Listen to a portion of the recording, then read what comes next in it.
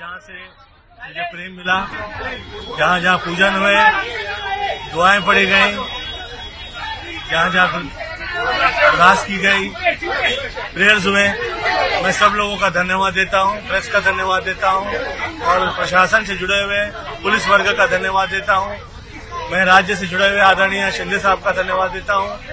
हर वो व्यक्ति विशेष जितने भी हैं, जहाँ जहाँ बड़े बुजुर्ग, सब लोगों का, और खास तौर पे वो लोग जो मुझे बहुत प्रेम करते हैं। आप लोग का कृपा और आशीर्वाद की वजह से मैं सेफ हूँ। Thank you so much for your love. जय माता की।